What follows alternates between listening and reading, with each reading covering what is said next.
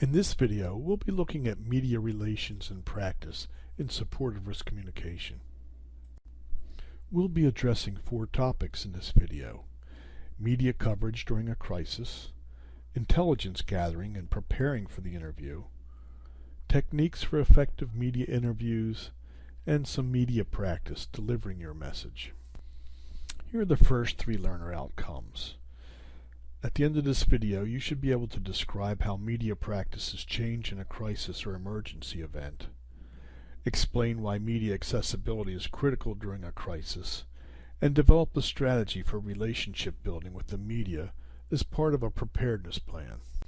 The final 3 outcomes are to know what questions to ask when responding to a media request, to demonstrate how to prepare for an interview, and then apply the techniques and strategize to maximize message effectiveness in a media interview. The first topic is media coverage during a crisis. Media serve as the channel in the basic communication model. You use the media to reach your audience. For purposes of this training, media includes broadcast media like television, commercial, educational, community access, and radio, and print, which would be mainstream newspapers and magazines, industry journals, and other magazines. There are other forms of media other than mass media. Those communication channels include such things as social media, websites, email, blogs, podcasts, fact sheets, posters, helplines, information meetings, town meetings, word of mouth, mailings, and any others that you can think to add to this. The advantages of using media is that it gives you the opportunity to shape how the reporter and the public think about your issue. It also provides the opportunity to become a source that other reporters will return to. That expands your opportunity to influence others. Here are some realities of modern journalism. Deadlines are real, and they leave the journalist less than the optimal time to gather and process information.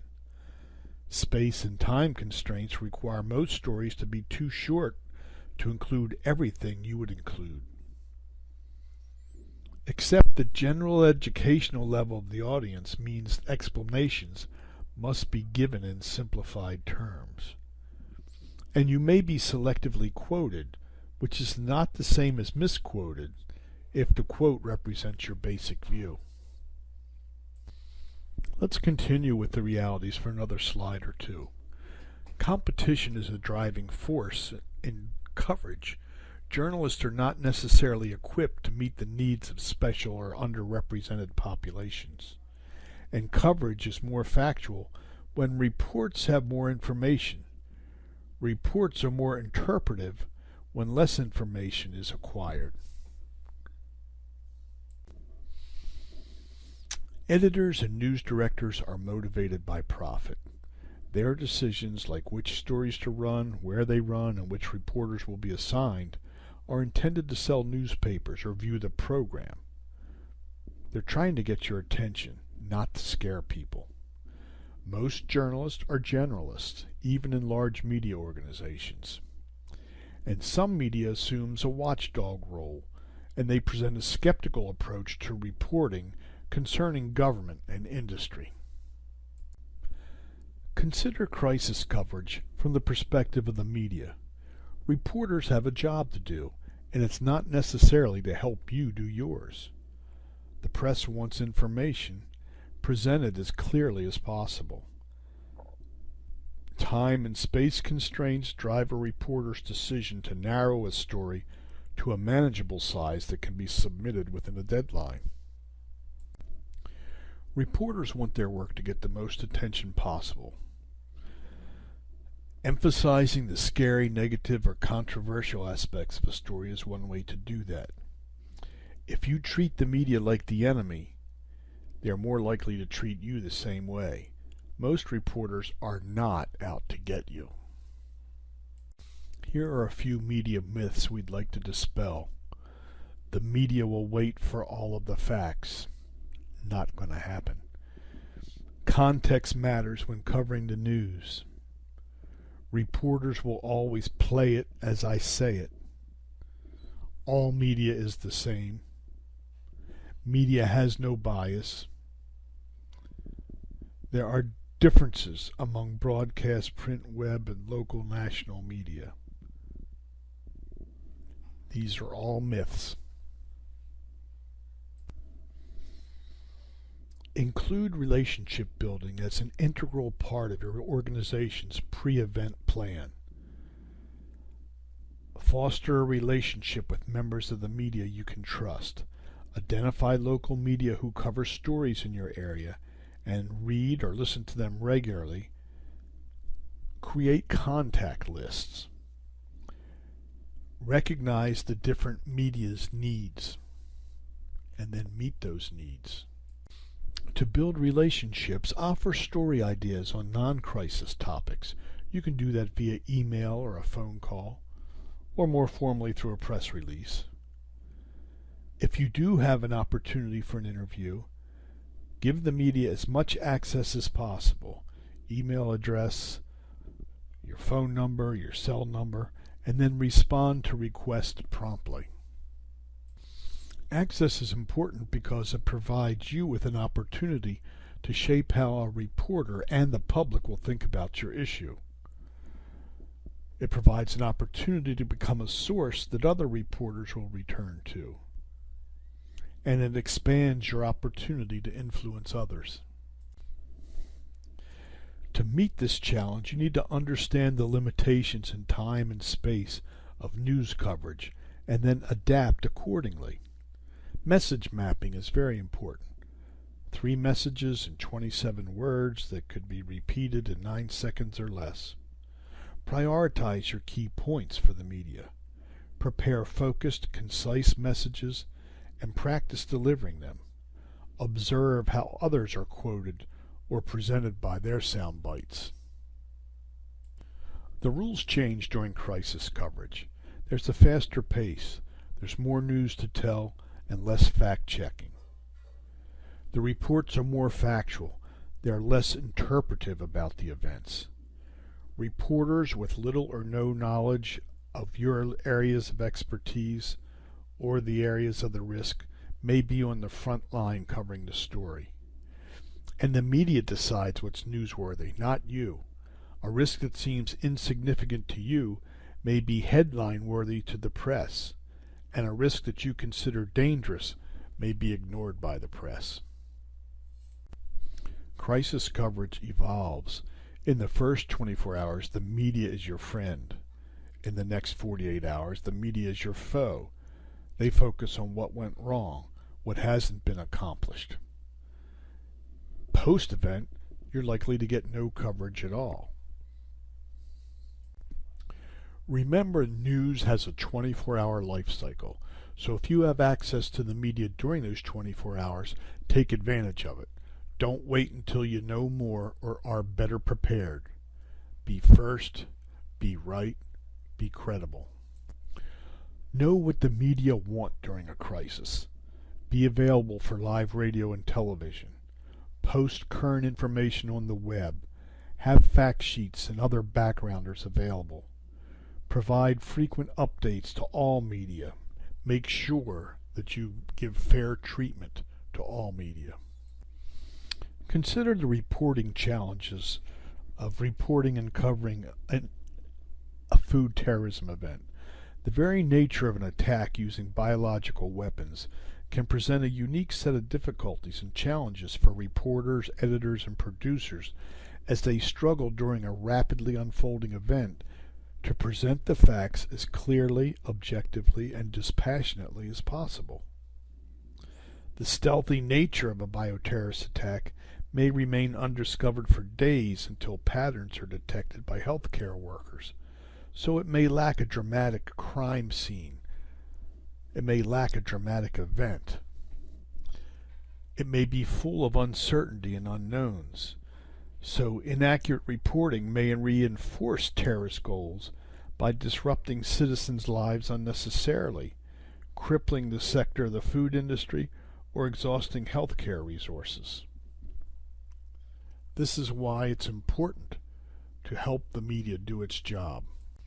Our second topic is preparing for the interview. That would be intelligence gathering. Your goals for media preparation are very specific. Know what you want to say. Know how you want to say it. Anticipate reporters' questions and know what your answers will be. Being well prepared will allow you to be clearer, more comfortable, and convincing. Intelligence gathering begins with the initial media contact. Try to get a clear understanding of the following. This will help you to prepare. Why do they want to interview you? What do they know? Where are they coming from on this story? Which aspects of the story are they focusing on?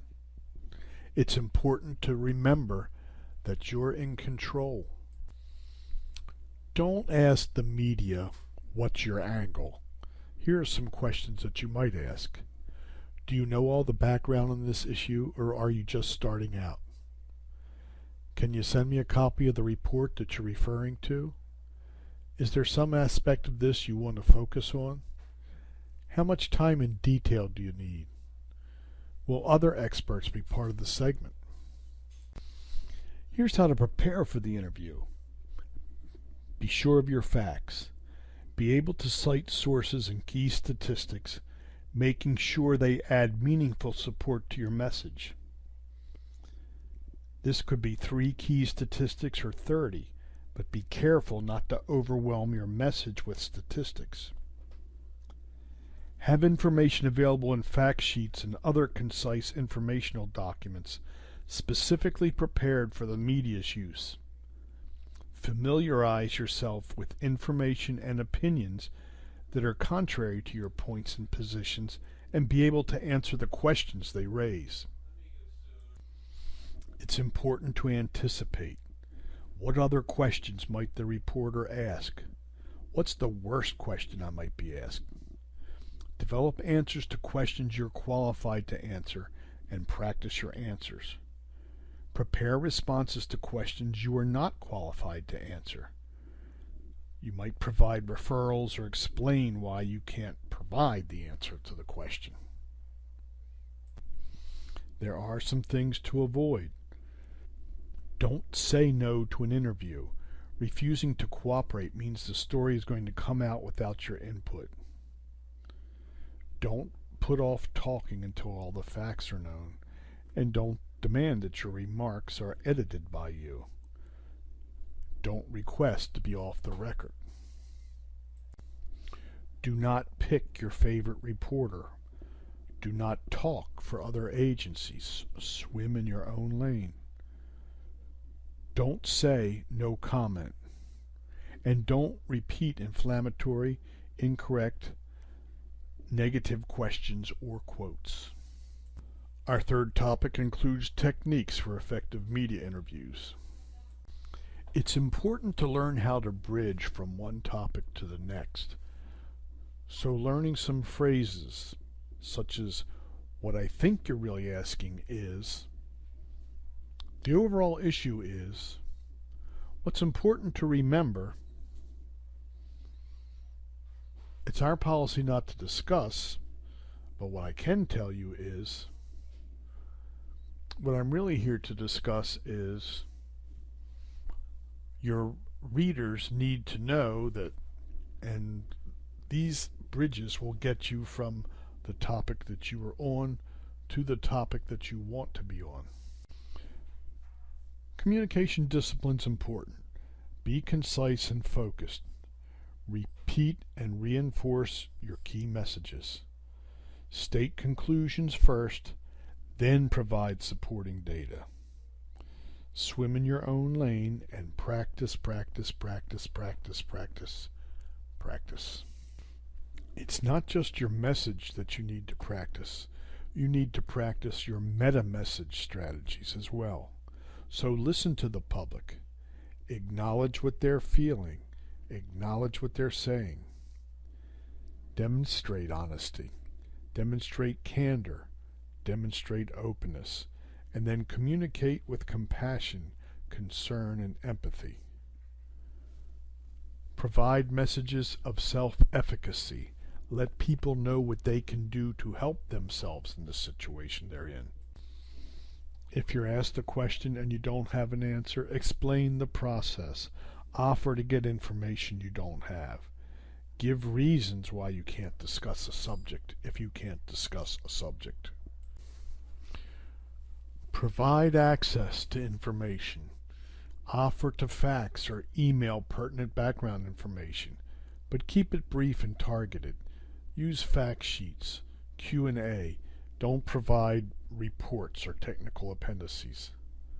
Offer visuals or graphics that might be useful for television or for print. Offer to hold the interview in a setting that will provide visual interest to the story. If you're doing a print interview, expect a more in-depth discussion. Keep on restating your message and be prepared.